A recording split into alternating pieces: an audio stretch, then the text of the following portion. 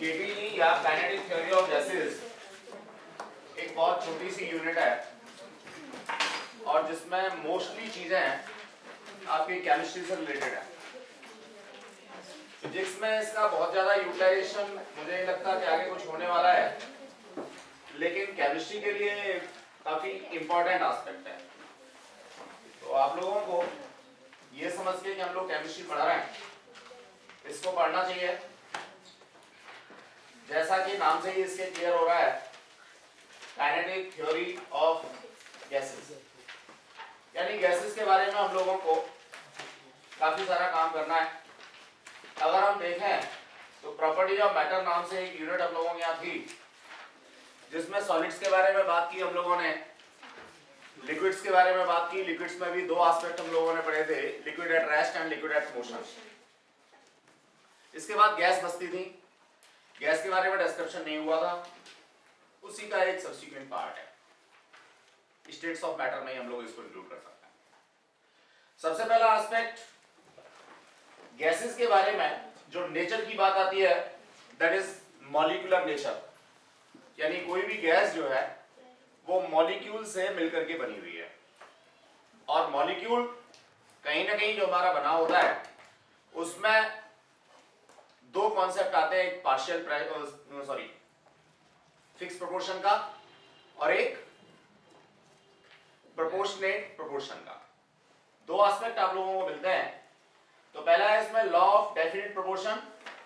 इसमें ये कहता है कि कोई भी कंपाउंड अगर है तो उसके अंदर जो भी कॉन्स्टिट्यूएंट्स होंगे वो मास के एस्पेक्ट में एक फिक्स रेशियो में होंगे। जस्ट लाइक मैं कंपाउंड मान लीजिए कोई भी ले लेता हूं, कोई भी कंपाउंड, जस्ट लाइक एक एग्जांपल देंगे H2, तो उसमें हाइड्रोजन की बात हम करें, ऑक्सीजन की बात करें, तो एक डेफिनेट प्रोपोर्शन है। जब भी H2O का मॉलिक्यूल हमें मिलेगा या कोई कंपाउंड मिलेगा तो हमेशा उसमें एक डेफिनेट प्रोपोर्शन होगा। दूसरा हम लोगों का जो एस्पेक्ट मिलता है, law of multiple proportion. Multiple proportion में क्या होता है, having fix masses are combined in fix proportion. जब भी मास कंबाइन करते हैं केमिकली तो कहीं ना कहीं उनके बीच में अगेन एक प्रोपोर्शनेट प्रोपोर्शन रहता है। प्रोपोर्शनेट प्रोपोर्शन का मतलब किसी इंटीग्रल फॉर्म में मिलेगा। ऐसा कभी नहीं है कि हाइड्रोजन का 1.5 एटम मिलकर के ऑक्सीजन के साथ रिएक्ट करेगा। या तो 2 करेंगे, या तो 3 करेंगे, या तो 4 करेंगे, या तो 1 करेगा। ठीक, तो ये एस्पेक्ट हम लोगों को मिलता है मॉलिक्यूलर नेचर ऑफ मैटर में। दूसरा एटॉमिक नेचर की अगर हम लोग बात करें तो कहीं ना कहीं सेम एस्पेक्ट, कुछ ऐसे एटम्स हम लोगों को मिलते हैं जो सीधे सीधे नेचर में सरवाइव करते हैं। लेकिन गैसेस स्टेट्स की बात अगर हम लोग करें तो गैसेस स्टेट में ऐसे एग्जांपल्स कंपैरेटिवली बहुत ही कम देखने के लिए मिलते हैं। इसके बाद हम लोग बात करना चाहेंगे regarding to motion of molecules in a gas, या उससे पहले स्टेट्स ऑफ मैटर की बात करें। स्टेट्स ऑफ मैटर में बात करें, जसकरण बेटा तुम इधर आ जाओ।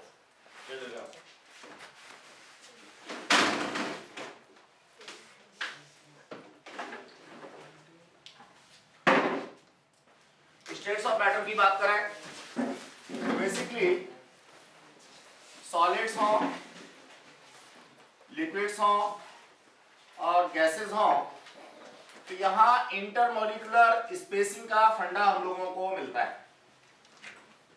अगर ये इंटर एटॉमिक स्पेसिंग 2 एंगस्ट्रॉम से कैसी है, कम है, तो सॉलिड्स हम लोगों को मिलते हैं। अगर ये 2 एंगस्ट्रॉम से लेकर के और 10 एंगस्ट्रॉम के बीच में कहीं लाई करती है तो ये लिक्विड्स मिलते हैं। और अगर ये डिस्टेंस कंपैरेटिवली 10 एंगस्ट्रॉम से ज्यादा होती है तो हम लोगों को गैसेस मिलती हैं। जब डिस्टेंस हमारी ज्यादा होगी तो ऑब्वियसली इनके बीच में लगने वाला जो मॉलिक्यूलर फोर्स है या इंटरमॉलिक्यूलर फोर्स है वो कंपैरेटिवली काफी कम होगा। और जब इंटरमॉलिक्यूलर फोर्स कम होगा तो इन मॉलिक्यूल्स को एक दूसरे से अलग करना कंपैरेटिवली बहुत आसान होगा। ठीक है, फिर बात आती है हमारी आइडियल गैस और रियल गैस के बारे में। तो अगेन एक रिवीजन ही है, आइडियल गैस की बात जब हम भी करेंगे तो उसमें मॉलिक्यूल्स के बीच में कोई भी फोर्स काम नहीं कर रहा होगा, कोई इंटरनल मॉलिक्यूलर फोर्स उसमें नहीं होगा। जबकि रियल गैसेस की बात अगर हम लोग करें तो रियल गैसेस में ये F या फोर्स जो है दो मॉलिक्यूल्स के बीच में नॉन जीरो के बराबर होता है। इसकी वैल्यू कुछ भी हो सकती है, कई बार मेजरेबल होती है, कई बार नॉन मेजरेबल भी, लेकिन रियल गैसेस में ये फोर्स जीरो के बराबर नहीं होगा। No doubt. तो ये बात थी रियल गैस और आइडियल गैस को लेकर के। आइडियल गैस के बारे में एक इक्वेशन हम लोग यहां पे पढ़ते हैं जिसे हम लोग आइडियल गैस इक्वेशन के नाम से जानते हैं। आती कहां से है? बॉयल्स लॉ, चार्ल्स लॉ, इन सबको मिलाने के बाद हम लोगों को ये गैस मिलती, इक्वेशन मिलती है Pv इक्वल्स टू RT। इस इक्वेशन को हम लोग काफी दिनों से जानते हैं, पहचानते हैं। P प्रेशर है, V वॉल्यूम है, R गैस कांस्टेंट है, T टेम्परेचर है। ध्यान रहे ये सारे के सारे पैरामीटर्स SI यूनिट सिस्टम में होने चाहिए। अभी न्यूटन थर्मोडायनामिक्स का टेस्ट हुआ था, उसमें कुछ बच्चों ने छोटी सी मिस्टेक की, टेम्परेचर को यहाँ पे भी डिग्री सेल्सियस में डाला और टेम्परेचर को डिग्री सेल्सियस में डाला, तो आंसर कभी आ ही नहीं सकता। सारे के सारे पैरामीटर्स हमारे यहाँ SI यूनिट सिस्टम में होने चाहिए। ठीक है, जहां तक बात है R की, तो इस R को मैं रिप्लेस कर सकता हूं Avogadro number multiplied by Boltzmann constant. Avogadro number fix number होता है 6.023 into 10 to power 23। Even Kb जो है ये भी अपने आप में फिक्स वैल्यू है, जिसे हम लोग बोल्ट्जमैन कांस्टेंट के नाम से जानते हैं, और इसकी वैल्यू जो आती है वो आती है 1.38 into 10 to power minus 23। 1.38 into 10 to power minus 23। Units जरूर ध्यान में रखेंगे।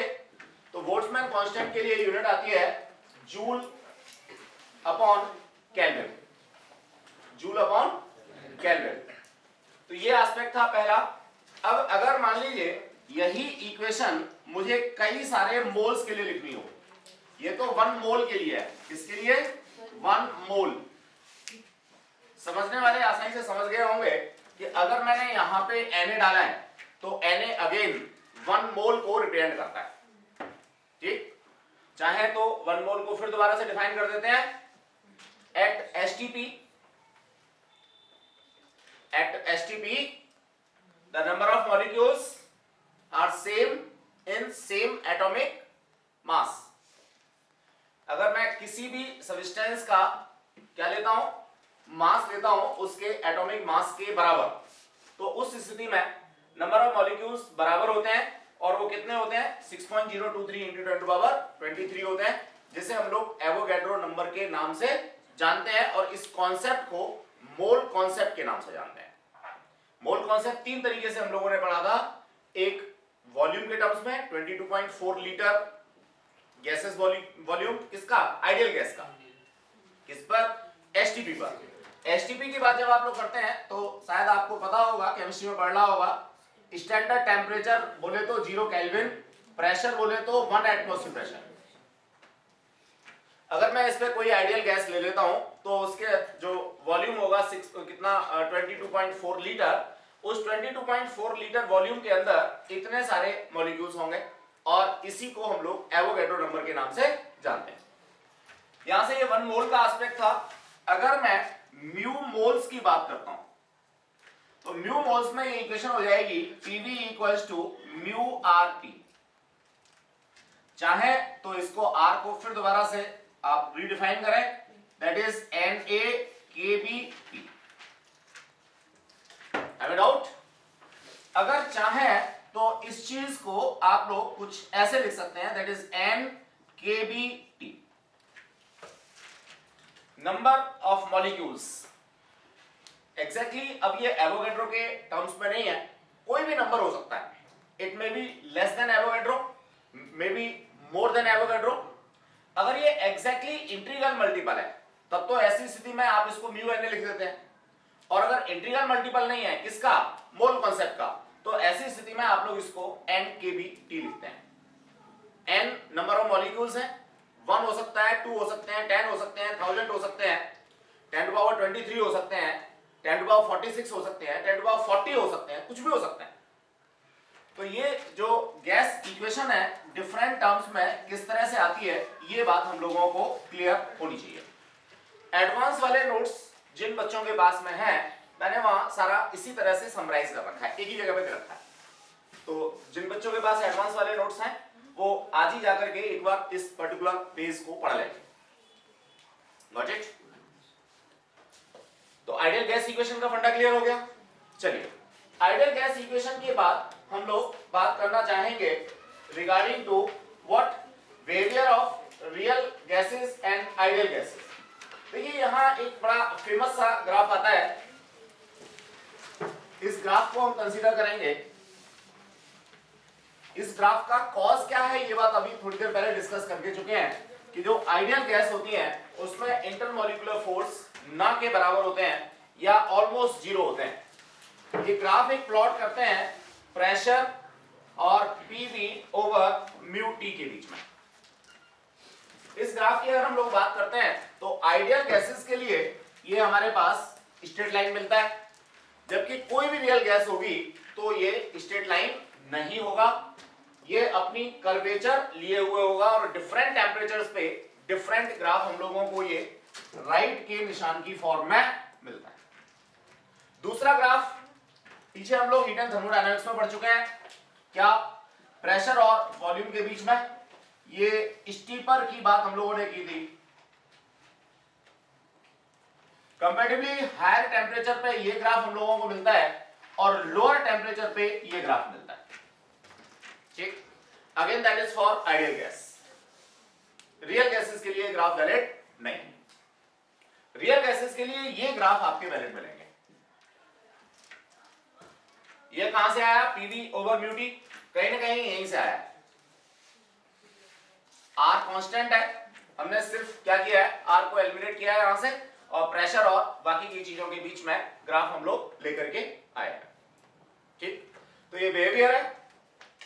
अगेन बिहेवियर में हम लोग फिजिकल एस्पेक्ट्स की बात करें, अगर आइडियल गैस के मॉलिक्यूल्स को आप हीट एनर्जी देते हैं तो according to first law of thermodynamics du plus pdv कह सकते हैं आप।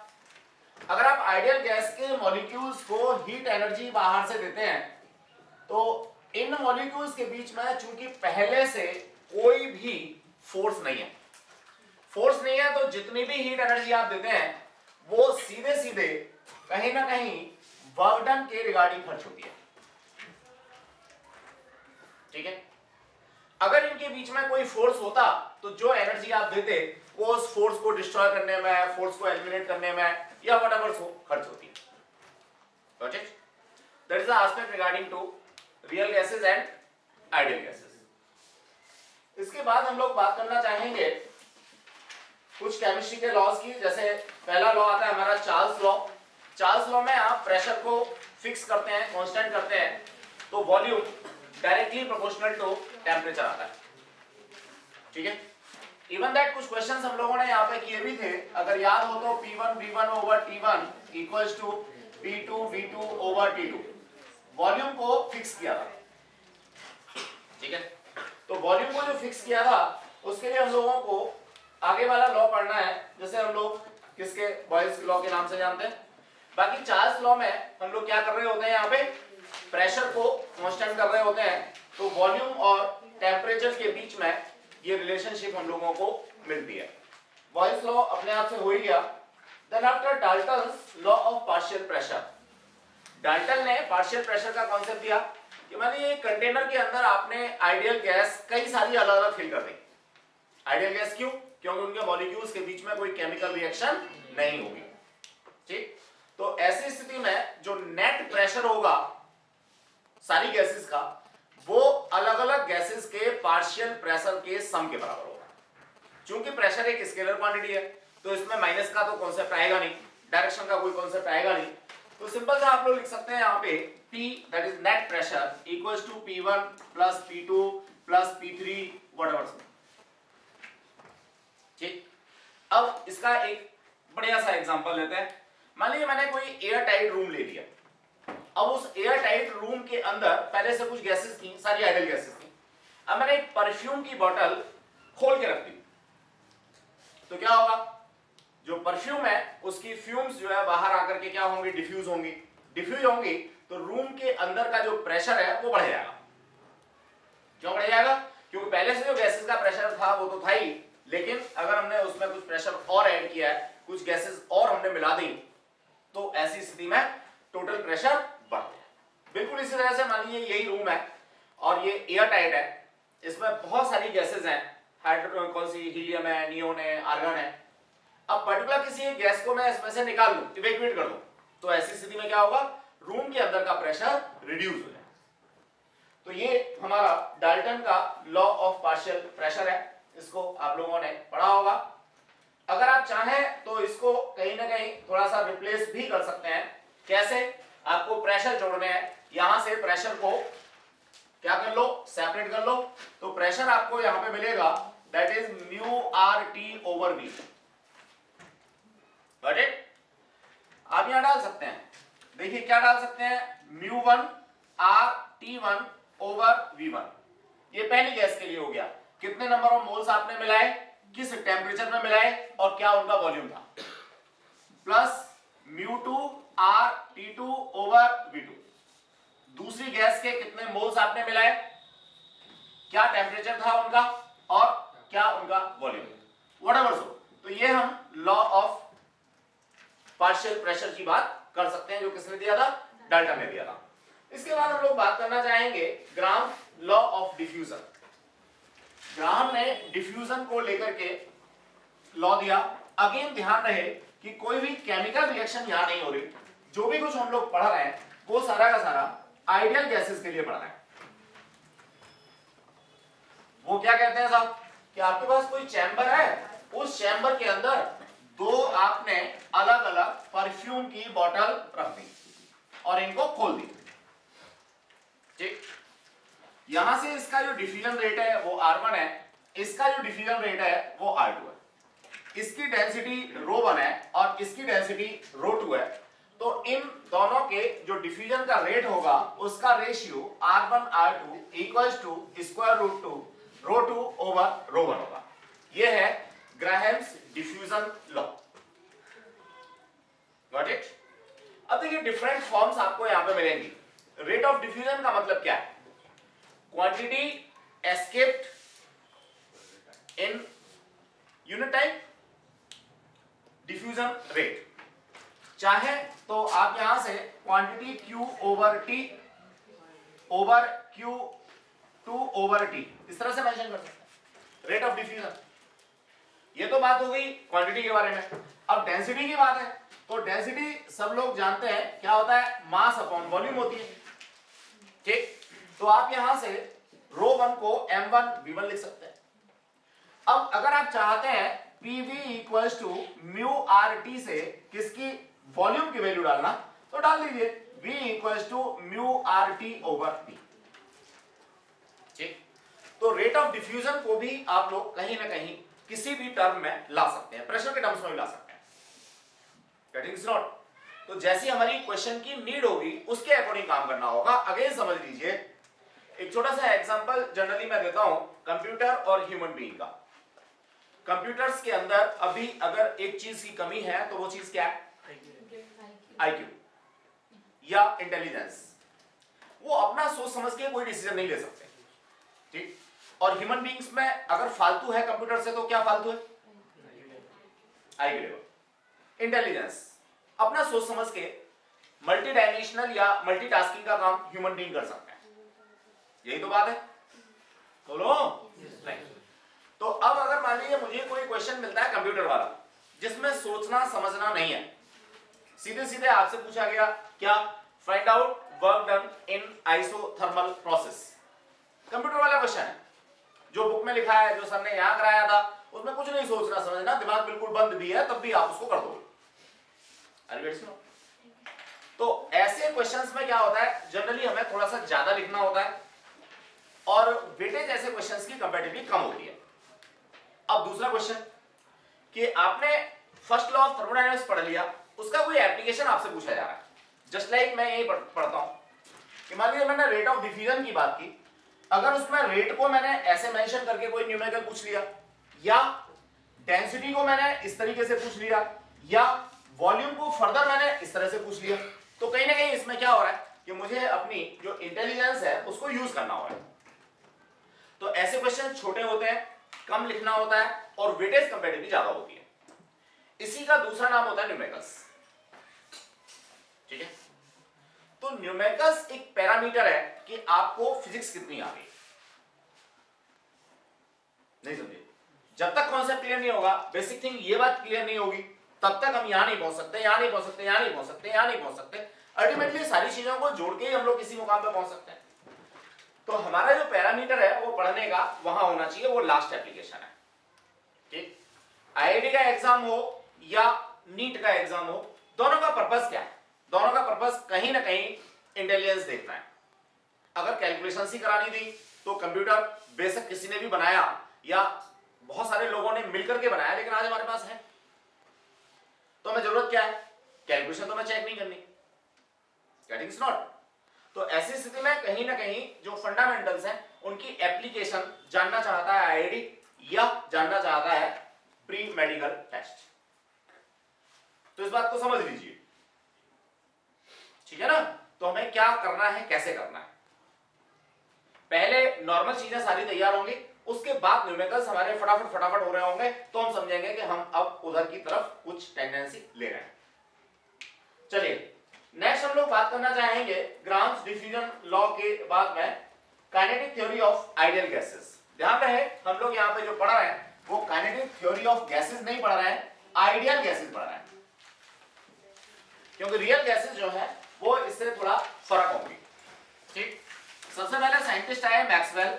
मैक्सवेल ने आइडियल गैसेस की थ्योरी को पढ़ने की कोशिश की, काइनेटिक एनर्जी को लेकर के उन्होंने बात की। तो जनरली केटीजी का जब एस्पेक्ट आता है तो मैक्सवेल को हम लोगों को नहीं भूलना चाहिए। Assumptions of kinetic theory of gases, assumptions में जितने भी गुणधर्म या कैरेक्टरिस्टिक्स आइडियल गैस की होती हैं वो सारी आपने बतानी है।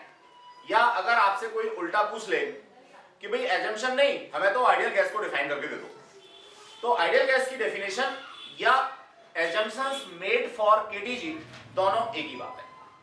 ठीक, क्या है ये सारे लिस्ट हमने कर रखे हैं, मैं यहीं से आपको एक एक करके एक्सप्लेन करूंगा। पहला है a given amount of gas consist of very large number of molecules. कोई भी छोटे से छोटा भी वॉल्यूम अगर गैस का है तो उसके अंदर बहुत सारे मॉलिक्यूल्स होते हैं। इसका एग्जांपल आप ऐसे समझ सकते हैं, 22.4 लीटर वॉल्यूम क्या है? नॉर्मली बाथरूम में जो बाल्टी रखी रहती है उसका वॉल्यूम है, लगभग 20-22 लीटर की बाथरूम की बाल्टी होती है। ठीक है, इसके अंदर अगर मैं एसटीपी पर आइडियल गैस की बात करूं तो कितना 6.023 इंटू 10⁻23 मॉलिक्यूल्स होते हैं। समझ गए होंगे? अगर इस रूम के अंदर मैं रियल गैसेस के मॉलिक्यूल्स की भी बात करूं तो अपने आप में बहुत ज्यादा हो गए। ठीक है, हमने 10th में या 9th में मैथमेटिक्स में वॉल्यूम का एस्पेक्ट पढ़ा था ना, और वहां 2 यूनिट आई थी, एक आई थी सीसी, एक आई थी लीटर और एक आई थी मीटर क्यूब। 2 की जगह 3 हो गई। अगर इन तीनों के बीच में रिलेशनशिप आपकी क्लियर नहीं है तो कहीं ना कहीं यार न्यूमेरिकल्स करने में प्रॉब्लम आएगी। ठीक है, क्लियर करूं या आती है आपको? चलो कर देते हैं। सीसी 1000 सीसी, सीसी का मतलब सेंटीमीटर क्यूब या क्यूबिक सेंटीमीटर। ठीक, exactly that is equal to 1 litre. इसका मतलब क्या है? इसका मतलब यह है कि आपके पास में एक ऐसा क्यूबिकल बॉक्स है जो 10 सेंटीमीटर लंबा है, 10 सेंटीमीटर ऊंचा है, 10 सेंटीमीटर चौड़ा है। इसके अंदर 1 लीटर गैस आ जाएगी या पानी आ जाएगा या दूध आ जाएगा। Got it not it? अब जरा 1 मीटर क्यूब की बात करो तो 1 मीटर क्यूब की टंकी होती है पानी की जनरली, जो आपके घर की छत पर रखी होती है। ये 10th की बात है, that is 1 metre, 1 metre and 1 metre. ऐसी टंकी होती है ना चौकोर वाली, बोलो। अब अगर इसका वॉल्यूम आप बात करते हैं तो ये हो गया 1 मीटर क्यूब या 1 क्यूबिक मीटर। क्या हो गया? 1 क्यूबिक मीटर। ठीक है। अब 1 क्यूबिक मीटर के अंदर अगर मैं सेंटीमीटर क्यूब की बात करूं तो ये हो गया 100 centimetre into 100 centimetre into 100 centimetre, that is equal to 10 to power 2 4 6 centimetre cube. अब जरा देखो, यहां पे तो था 1000 यानी कि 10 टू पावर 3 सेंटीमीटर क्यूब, और ये है 10 टू पावर 6। इसका मतलब कहीं ना कहीं 10 to power 3 litre equal to 1 metre cube, या 10 to power 6 centimetre cube equal to 1 metre cube, या आप इसको कह सकते हो 1 centimetre cube equal to 10 to power -6 metre cube. तो जिनको रोट मेमोरी में जाना है वो यहां से चले जाएं, और जिनको समझना है वो ये सारा कॉन्सेप्ट समझ लें। पढ़ा था 10th की बुक में। अगर आपका कोई छोटा भाई बहन है तो उसको मेंसुरेशन वाले कुछ क्वेश्चंस करा देना, आपका और अच्छा हो जाएगा, तभी आगे चल पाओगे, वरना तो यहां फिर दिक्कत आएगी जब हम वॉल्यूम से रिलेटेड बातें करेंगे तो। ठीक है, बातें तो करनी पड़ेंगी क्योंकि न्यूमेरिकल्स में दे रखे हैं। आगे बढ़े।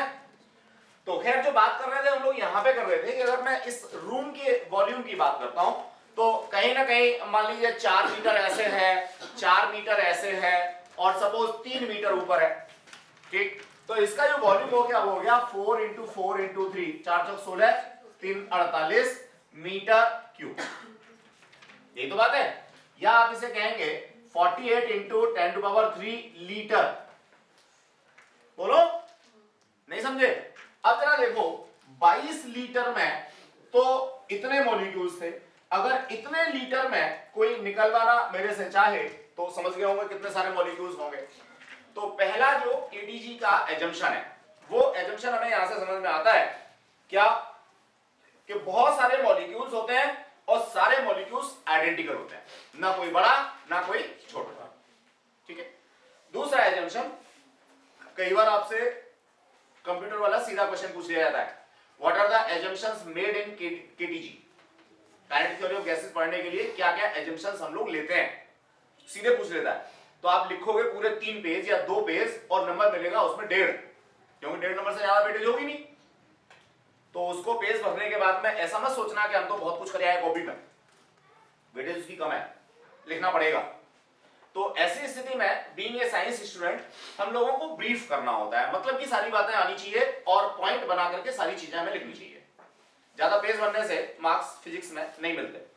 The molecules of gas are in the state of incent random motion in all directions with different speed, move freely in straight line following Newton's first law। किसी भी कंटेनर के अंदर जो आपने मॉलिक्यूल्स डाले हुए हैं वो स्ट्रेट मोशन करते हैं और रैंडम मोशन करते हैं, कहीं भी किसी भी डायरेक्शन में हो सकता है, लेकिन 2 सक्सेसिव कोलिजन के बीच का जो मोशन होगा वो बिल्कुल स्ट्रेट होगा, उसमें कोई भी कर्व्ड पाथ नहीं होगा। ये दूसरा एजम्पशन है। ठीक, टकरा गए 2 मॉलिक्यूल्स, सब तो निश्चित सी बात है उनका पाथ चेंज होना ही होना है, लेकिन टकराने से पहले जो उनका पाथ होगा वो कैसा होगा, स्ट्रेट होगा। तीसरा है हमारा, the size of molecule is much smaller than the average separation of the molecules. अभी हम लोगों ने बात की थी कि जब गैसेस स्टेट की बात करते हैं तो ये 10 एंगस्ट्रॉम से बड़ा होता है। यहां पे अप्रोक्सीमेट साइज दे रखा है 20 एंगस्ट्रॉम। ठीक, और मॉलिक्यूलर साइज जो होता है, मॉलिक्यूलर थ्योरी मॉलिक्यूलर साइज होता है वो 10 टू पावर -9 मीटर का होता है। ठीक, या आप इसे कह सकते हैं कि 2 एंगस्ट्रॉम के आसपास होता है। तो अप्रोक्सीमेटली 10 गुना सेपरेशन है 2 मॉलिक्यूल्स के बीच में, जो उनका साइज है उसके 10 गुना क्या होता है, सेपरेशन होता है। तो ये भी एक एजम्पशन है। There is no intermolecular forces between the molecules of gases except during collision।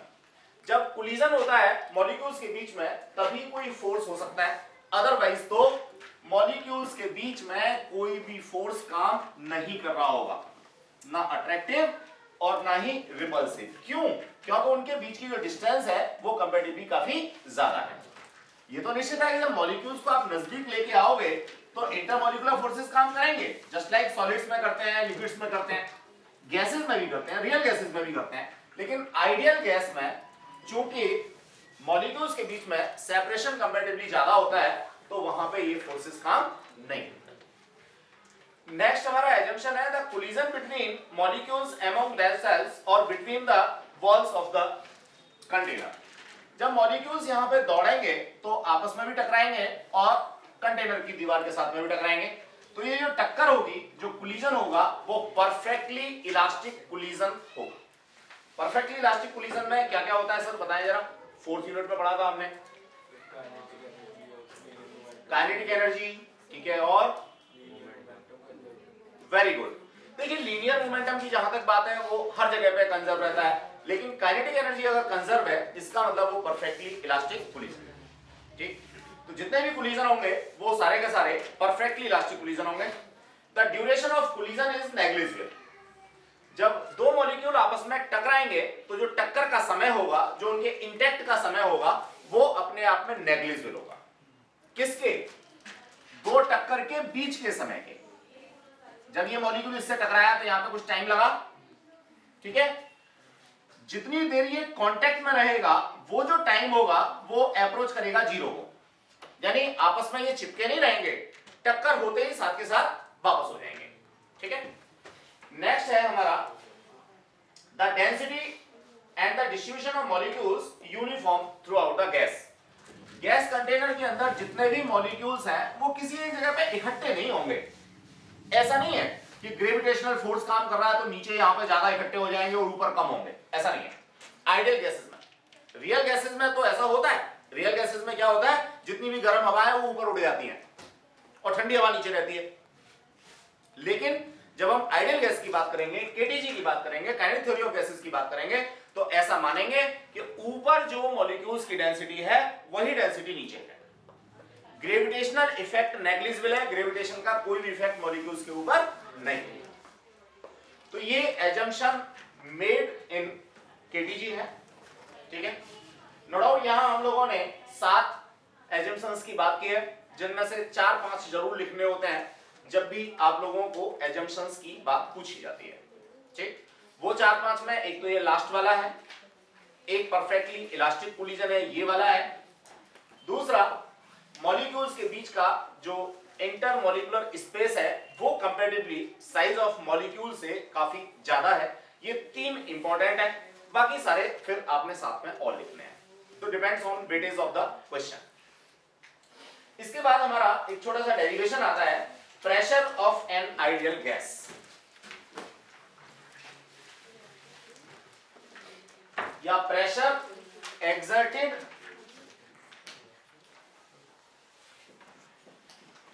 by ideal gas on walls of container।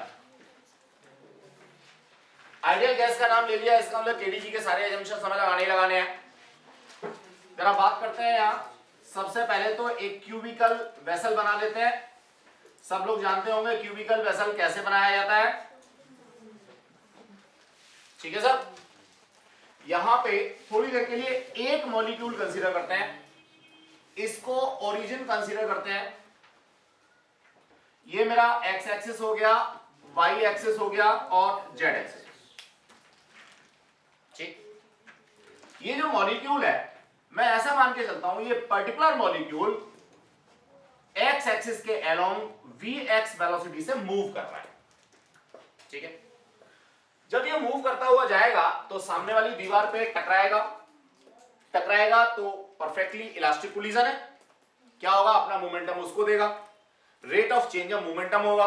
और rate of change of momentum को क्या कहते हैं, आराम से, rate of change of momentum is termed as,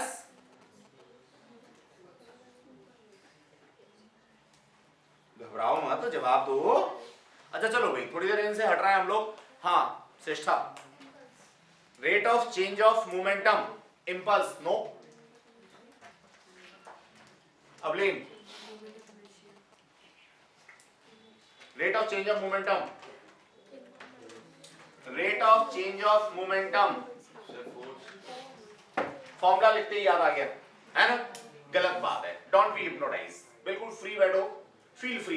मैं ऐसा नहीं कह रहा कि आता नहीं है, आप सबको आता है, लेकिन अगर आप टेंशनाइज बैठोगे या दिमाग में फितूल पाल के बैठोगे तो दिक्कत है. ठीक है, क्या हो गया साहब?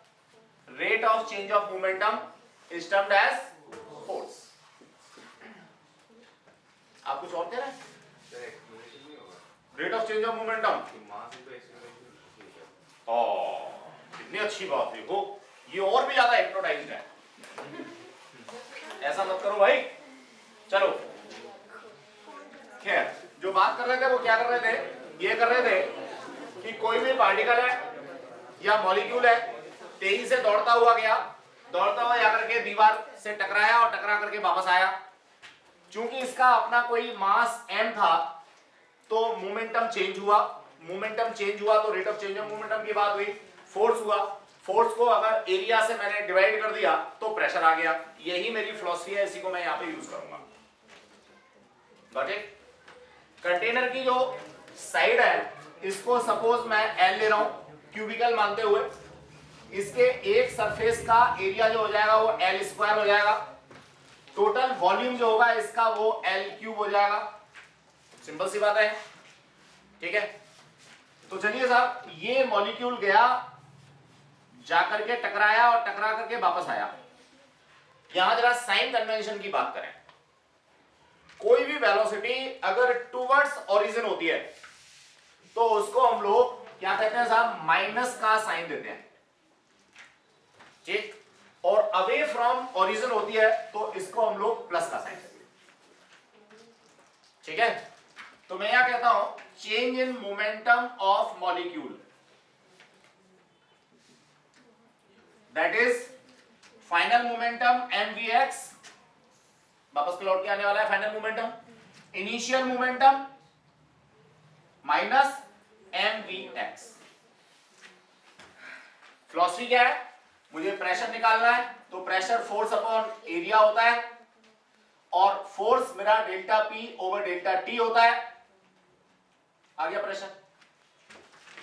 ये मेरी फिलॉसफी है, दिमाग में सोचा हुआ है कि ऐसा कुछ करूंगा तो मेरा प्रेशर आ जाएगा. उसके लिए मैंने सबसे पहले क्या निकाला? चेंज इन मोमेंटम निकाला. चेंज इन मोमेंटम निकाला तो ये हो गया माइनस का 2mvx. ये x एक्सिस की बात कर रहा हूं मैं. किसकी बात कर रहा हूं? x एक्सिस की. अभी ऐसा मान ही नहीं रहा कि y पे और z पे भी कोई चल रहा है. अभी तो ये मान रहा हूं कि सिर्फ x एक्सिस पे चल रहा है एक मॉलिक्यूल. गॉट इट और नॉट? चलिए सर, अब अगर मैं करता हूं rate of change of momentum.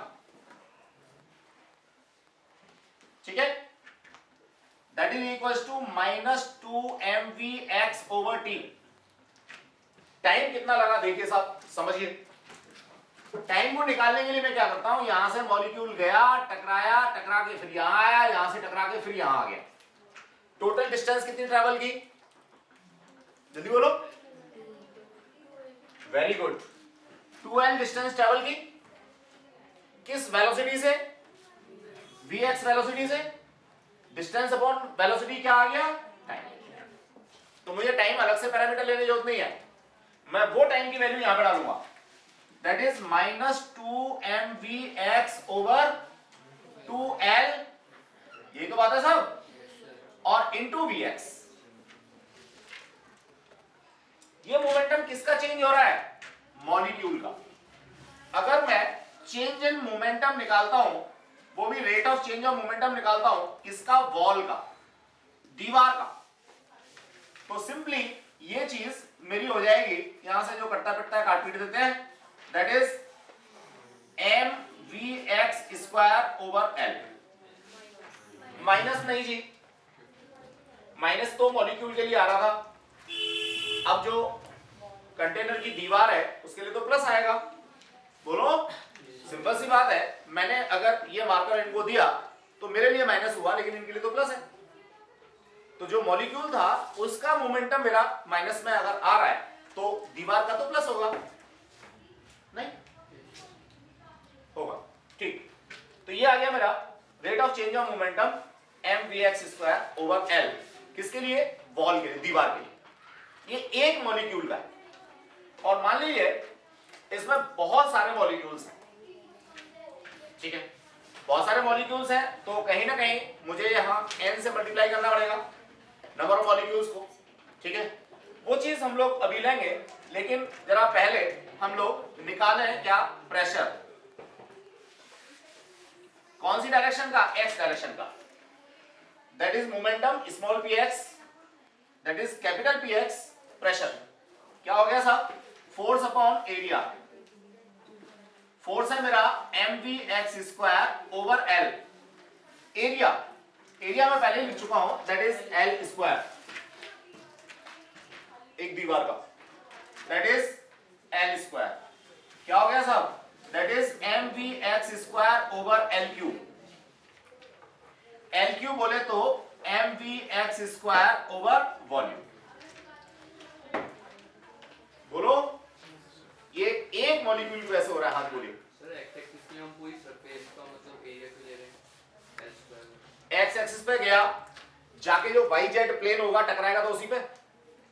आप इस रूम को देखो ना, मान लीजिए ये जेड एक्सिस है ऊपर वाला, ये वाला वाई एक्सिस है, ठीक, और ये वाला एक्स एक्सिस है। तो जो एक्स एक्सिस के अलोंग मॉलिक्यूल चलेगा वो जाके कहां टकराएगा? वाई जेड प्लेन से टकराएगा, ठीक। तो जब वाई जेड प्लेन से टकराएगा तो एरिया तो मुझे वाई जेड प्लेन का लेना है। गॉट इट और नॉट इट?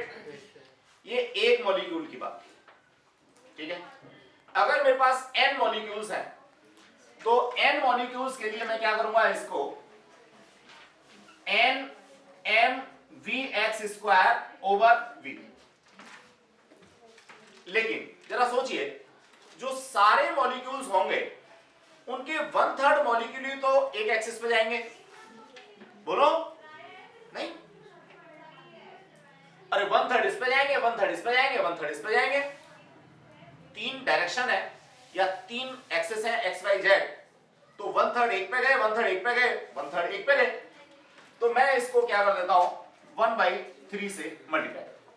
तो ये आ गया मेरा प्रेशर एक्सर्टेड। अब मैं इसको x नहीं लिखूंगा, अगर मुझे ये लिखना है तो मैं इसको लिखूंगा 1/3 mv² ओवर वॉल्यूम। ये वेलोसिटी है और ये वॉल्यूम। ये वेलोसिटी x एक्सिस की थी, तो x एक्सिस वाले जो मॉलिक्यूल्स हैं जो y z के ऊपर टकरा रहे हैं, उनका प्रेशर ये हो गया, ठीक। लेकिन अगर मैं टोटल प्रेशर की बात करता हूं, टोटल मॉलिक्यूल्स की वजह से प्रेशर की बात करता हूं, तो 1/3 एक एक्सिस पे होगा, 1/3 दूसरे एक्सिस पे होगा, और 1/3 तीसरे एक्सिस पे होगा। लॉजिक? चलिए अब हाँ बोलिए। प्लेन तो हमारे 6 हैं। हाँ, किसने मना किया? सर 1/6 ये हुआ। वो एक दीवार की बात कर रहे हैं आप, और मैं एक एक्सिस की बात कर रहा हूं। एक एक्सिस में ये दोनों दीवार आ गई, दूसरे एक्सिस में ये दोनों दीवार आ गई, और तीसरे एक्सिस में ये दोनों दीवार आ गई। तो अगर आप एक दीवार पे बात करते हैं तो बिल्कुल सही कह रहे हैं, 1/6 आएगा, ठीक है। लेकिन मैं यहां जो बात कर रहा हूं वो एक एक्सिस की बात कर रहा हूं। Have doubt? किसी को दिक्कत तो नहीं है? चलिए, एक बहुत मजेदार सा एस्पेक्ट ये आता है यहां से कंक्लूजन में, कि इसमें देखिए कोई एरिया नहीं आ रहा या शेप नहीं आ रही। तो मैंने जो वॉल्यूम कंसीडर किया था क्यूबिकल, कैसा भी हो कोई फर्क नहीं पड़ रहा, प्रेशर जो एक्सर्टेड आएगा वो 1/3, यहां n रह गया, बड़ा सा लिख देते हैं। क्या हो गया साहब? 1/3 nm वेलोसिटी का स्क्वायर ओवर वॉल्यूम। यानी कोई भी शेप हो, फाइनल वॉल्यूम के ऊपर तो डिपेंड करेगा, लेकिन शेप के ऊपर डिपेंड नहीं करेगा। अब जरा हम लोग v² को थोड़ा सा और डिफाइन कर देते हैं। इस v² में से मैं v सेपरेट करता हूं, तो इसे बोलता हूं RMS वेलोसिटी। RMS वेलोसिटी क्या है? Root mean square velocity. क्या जरूरत है इसकी? मैं वेलोसिटी की बात कर रहा हूं तो वेक्टर क्वांटिटी हो गई, बोलो। इस कंटेनर के अंदर जितने भी मॉलिक्यूल्स हैं वो ना तो इससे बाहर निकल रहे ना इसमें और हम डाल रहे। इसका मतलब नेट डिस्प्लेसमेंट जीरो हो गया। नेट डिस्प्लेसमेंट जीरो हो गया तो नेट वेलोसिटी जीरो हो गई। नेट वेलोसिटी जीरो हो गई तो मैं इसका एवरेज वेलोसिटी का नहीं निकाल सकता। तो मुझे क्या करना पड़ता है, मुझे आरएमएस निकालना होता है, एक नया कॉन्सेप्ट निकालना होता है। मैं क्या करता हूं, पीछे से इसको पढ़ना शुरू करता हूं।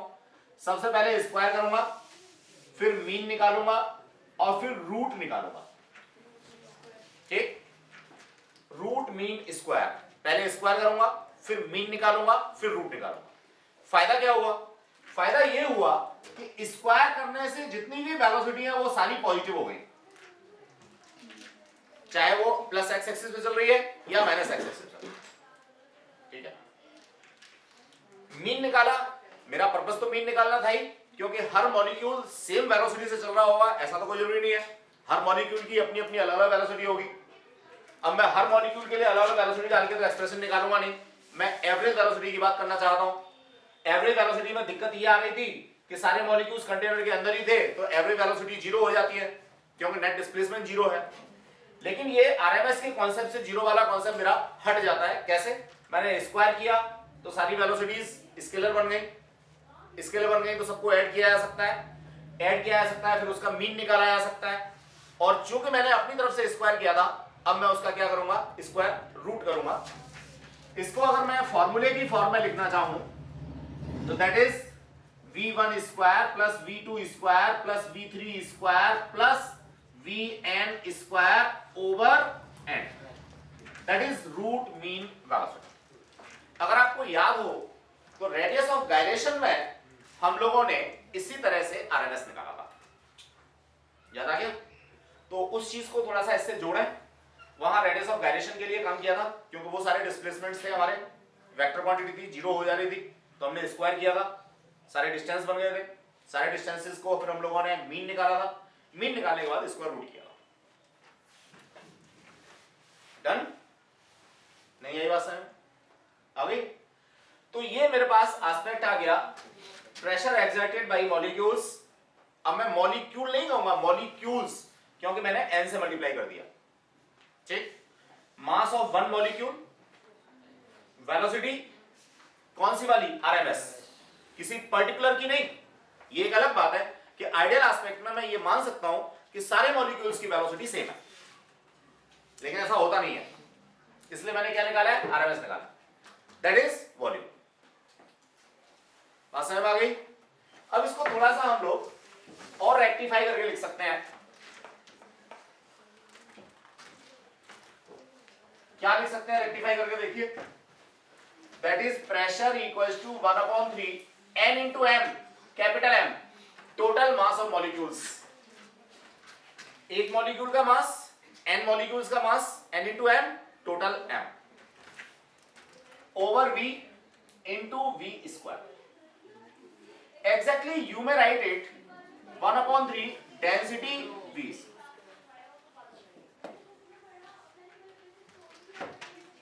बोलो, कहीं कोई दिक्कत तो नहीं है? तो ये pressure exerted by gases molecules है, यानी जो प्रेशर है वो सिर्फ और सिर्फ दो बातों पर डिपेंड करता है, एक तो डेंसिटी पर। ठीक, मैंने वॉल्यूम के अंदर कितने मॉलिक्यूल्स भर रखे हैं, भाई एसटीपी पर तो वही कांस्टेंट होगा एवोगाड्रो वाला, लेकिन अगर मैं एसटीपी नहीं लेता, मैं मान लीजिए प्रेशर उसमें ज्यादा भर देता हूं। प्रेशर ज्यादा भरने का मतलब इस रूम के अंदर मान लीजिए 30 स्टूडेंट्स बैठे हुए हैं, या अभी मैं 40 पे डाल देता हूं या कम करके 10 कर देता हूं, तो समझ गए होंगे प्रेशर का एस्पेक्ट क्या आएगा। Got it? दूसरा आरएमएस। आरएमएस किस बात के ऊपर डिपेंड करती है?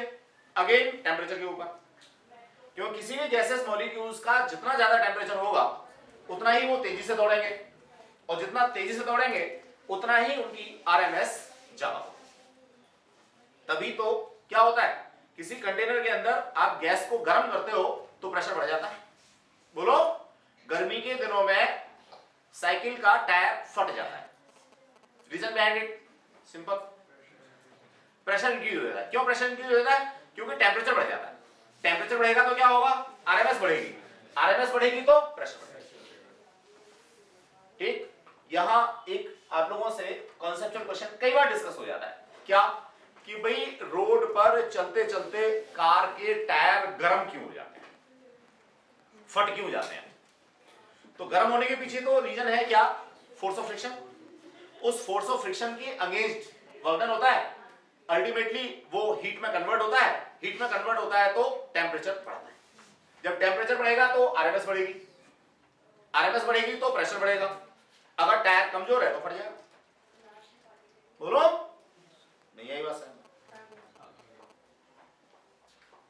अभी गुड। तो ये एस्पेक्ट था आरएमएस को लेकर के, प्रेशर एक्सर्टेड को लेकर के। अब ये वाला जो कॉन्सेप्ट हमारे पास आया है ये अपने आप में बड़े काम का है, ठीक है ना? कैसे काम का है वो अभी हम लोग समझ लेते हैं। प्रेशर तो प्रेशर है, PV equals to mu RT में यूज करो। यहां से प्रेशर को आप क्या करोगे? सेपरेट करोगे, नहीं समझे भैया? डाल दो, क्या डाल दो? That is equals to 1/3 rho V square. ध्यान रहे ये V RMS है, इस वॉल्यूम के साथ में इसका कोई रिलेशन नहीं है। ये वॉल्यूम ऑफ कंटेनर है और ये RMS है, ठीक? तो आप यहां से डालो ना, कितना मजेदार सा एस्पेक्ट है। देखो म्यू कांस्टेंट, R कांस्टेंट, कोई फिक्स वॉल्यूम आपने ले लिया तो V constant, density constant, T is directly proportional to V square. अभी तो बात कर रहे थे कि टेम्परेचर बढ़ेगा तो RMS बढ़ जाएगी। क्यों बढ़ जाएगी? ये बढ़ जाएगी। बोलो, मैथमेटिक्स क्या है? जो बिहेवियर में हो रहा है उसको रिप्रेजेंट करने का तरीका है, यानी लैंग्वेज है। नहीं समझे भाई? मैं हिंदी बोल रहा हूं, इंग्लिश बोल रहा हूं, आपको समझ में आ रही है, जो मैं कहना चाह रहा हूं आप तक पहुंच रहा है, आप जो कहते हो मेरे तक पहुंचता है। अगर यहां कोई एक ऐसा बंदा हो जिसको हिंदी और इंग्लिश ना आती हो तो जो मैं बोल रहा हूं क्या उसके समझ में आएगा? नहीं आएगा। तो एग्जैक्टली लैंग्वेज का काम क्या है? लैंग्वेज का काम है थॉट्स को एक जगह से दूसरी जगह पे डिलीवर करना सेम सेंस के साथ, ठीक? तो लैंग्वेज यहां मैथमेटिक्स है। ये मैथमेटिकल एस्पेक्ट मैंने दिया। और जो बात अभी थोड़ी देर पहले कार के टायरों के गर्म होने की बात की थी,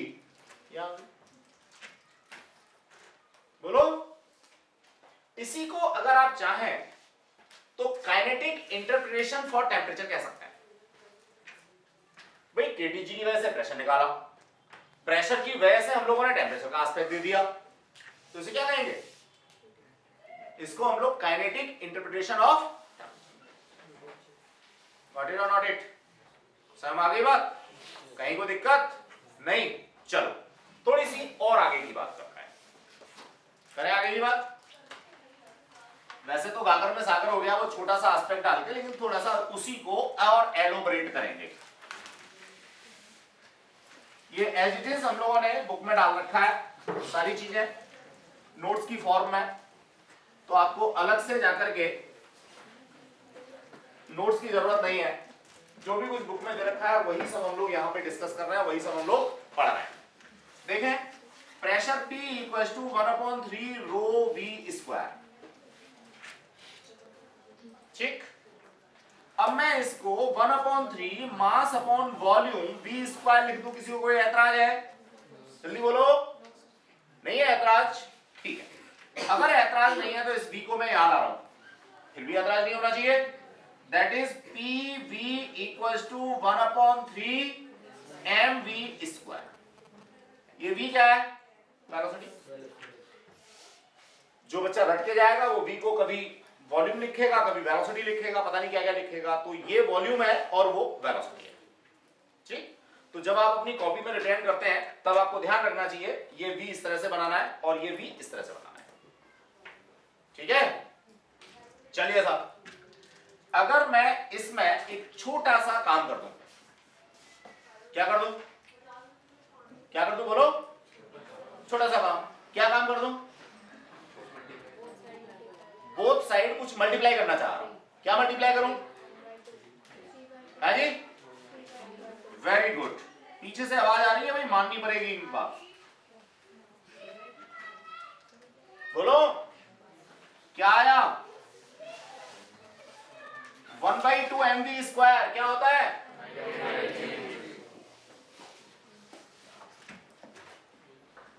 kinetic energy equal to 3/2 PV, यही तो बात है। चलो जी, PV equal to RT, 1 mole के लिए, कितने के लिए? 1 मोल के लिए। Simply you may write it 3/2 RT equal to K. बोलो, अगर म्यू मोल्स हैं तो सेम इक्वेशन में म्यू आ जाता है, you may right here mu. अब आपका मन क्या, अगर 1 मॉलिक्यूल की काइनेटिक एनर्जी आप निकालना चाहते हैं तो 3/2 अपनी जगह पे रहेगा, म्यू की जगह पे या म्यू आर की जगह पे आप क्या लिखोगे? स्मॉल के बी टी। बोलो, अभी तो बताया था, नहीं याद आया? कोई बात नहीं, दोबारा बता देते हैं। PV equals to mu R T, mu moles के लिए, PV equals to R T 1 mole के लिए, और केबीटी 1 मॉलिक्यूल के, 1 मॉलिक्यूल 1 मोल म्यू मोल। ठीक है, n मॉलिक्यूल्स, 1 मोल से ज्यादा भी हो सकते हैं, कम भी हो सकते हैं। ये फॉर्म जब तक याद नहीं रहेगी तब तक दिक्कत होगी। ठीक, देखें 3/2 kBT equals to what? Kinetic energy. तो किसी भी मॉलिक्यूल की जो काइनेटिक एनर्जी होती है वो 3/2 kBT के बराबर। ठीक है, नहीं समझे? अब जरा आरएमएस को निकालते हैं इसी के टर्म्स में। किसको निकालते हैं? आरएमएस को। देखो भाई, 3/2 kBT इक्वल्स टू 1/2। 1 मॉलिक्यूल की बात थी, स्मॉल एम। 1 मॉलिक्यूल के लिए कैपिटल एम थोड़ी डालोगे, स्मॉल एम डालोगे ना। वी स्क्वायर, वी क्या है? आरएमएस है। बोलो, 2 से 2 कैंसिल आउट कर दो भाई, m को इधर ले जाओ तो 3 kBT over m equals to V square. V volume नहीं है, वेलोसिटी है। स्क्वायर रूट कर दो भाई दोनों तरफ। आरएमएस जो आपको मिल गया वो square root 3 kBT over m मिला। ये 1 मॉलिक्यूल का एस्पेक्ट है। बोलो, अगर बहुत सारे मॉलिक्यूल्स हैं तो आपने क्या करना है? जहां आपने के भी यूज किया है वहां पे आर यूज कर लो। ठीक है, और बहुत सारे मॉलिक्यूल्स हैं तो म्यू से और मल्टीप्लाई कर दो। नहीं समझे? एस्पेक्ट तो वही रहना है। यही आपको और भी मिल जाता है। कैसे मिल जाता है समझिए। अगर मैं इसको रिप्लेस करता हूं बहुत सारे मॉलिक्यूल्स के लिए तो ये आ जाता है 3 kB की जगह पे R T over capital M, square root पूरे में, दैट इज। बोलो, नहीं होता? बहुत सारे मॉलिक्यूल्स के लिए ये होता है। ठीक, और अगर मोल्स के टर्म्स में लिखना चाहते हो तो आप इसमें म्यू से और मल्टीप्लाई करोगे। अब ये जो मास होगा वो आपका क्या होगा? जितने भी मॉलिक्यूल्स आपके पास हैं सबका मास है, चाहे वो 1 मोल है या 1.5 मोल है या 5 मोल्स हैं, कितना भी। समझ में आ गई बात? कहीं को दिक्कत? तो ज्यादातर बच्चे इसमें जो मिस्टेक करते हैं वो यही करते हैं, क्या कि भाई उसने 1 मोल के लिए लिया है तो आप मोलर मास ना डाल करके कोई अपनी मर्जी से जो मास दे रखा होता है उसको डाल देते हो। तो ये बात यहां हमें विशेष रूप से समझनी है कि अगर 1 मोल की बात कर रहा है तो मोलर मास डालना है, 1 मॉलिक्यूल की बात कर रहा है तो 1 मॉलिक्यूल का मास डालना है। ठीक है, और n मॉलिक्यूल्स की बात कर रहा है तो आपको n मॉलिक्यूल्स का मास डालना है। और ये कब क्लियर होगा? सिर्फ पढ़ने से क्लियर नहीं होगा, आप जितने डिफरेंट टाइप के न्यूमेरिकल्स करेंगे उतना क्लियर होगा। ठीक है, और आप न्यूमेरिकल्स नहीं करेंगे, सिर्फ पढ़ के ऐसे ही छोड़ देंगे तो ये कभी आपका साथ नहीं देगा। ये साथ तभी देगा जब आप इसकी बहुत ज्यादा प्रैक्टिस करेंगे। प्रैक्टिस कहां से होगी? बहुत सारे न्यूमेरिकल्स हमने इसमें डाल रखे हैं। गॉट इट और नॉट इट? चलिए, तो देखिए काइनेटिक इंटरप्रिटेशन भी हो गया, मॉलिक्यूल्स की भी सारी की सारी बात समझ में हमारे में आ गई। रूट मीन स्क्वायर वेलोसिटी का एस्पेक्ट भी हमारा निकल के आ गया 1 मॉलिक्यूल के लिए भी और व्हाटएवर सो। इसके बाद पेज नंबर 510 पर मैक्सवेल्स स्पीड डिस्ट्रीब्यूशन का कॉन्सेप्ट दे रखा है, तो सीबीएसई वाले स्टूडेंट्स इसको छोड़ सकते हैं, ना करें चलेगा, ठीक है। और जो कॉम्पिटिटिव कर रहे हैं वो एक बार पढ़ लेंगे, सीबीएसई के सिलेबस में इसमें से कुछ नहीं मिलना आपको, लेकिन हाँ कॉम्पिटिटिव के लिए इसको पढ़ लेना चाहिए। चलिए, तो ये सारी बातें हम लोगों ने एक्सप्लेन की। अब कुछ क्वेश्चंस आप लोग टिक कर लें जरा। वैसे तो सारे क्वेश्चन ही आपको लगाने चाहिए, लेकिन फिर भी अगर कुछ कम करना चाहते हैं तो सबसे पहला वर्कआउट प्रॉब्लम 505।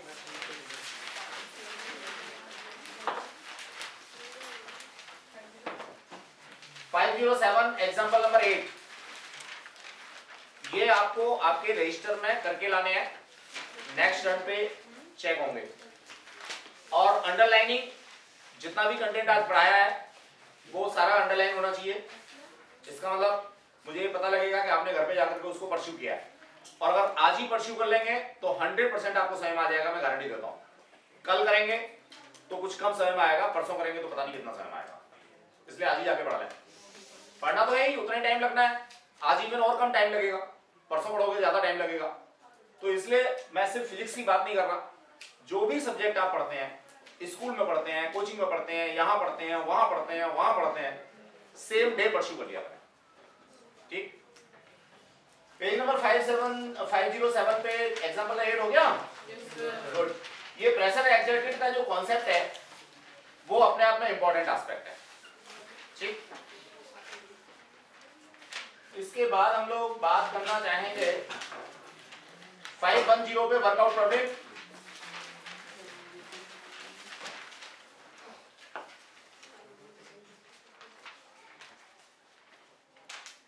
और 511 पर एग्जांपल नंबर 14।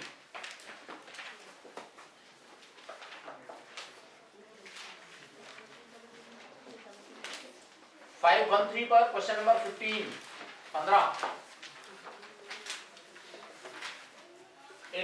18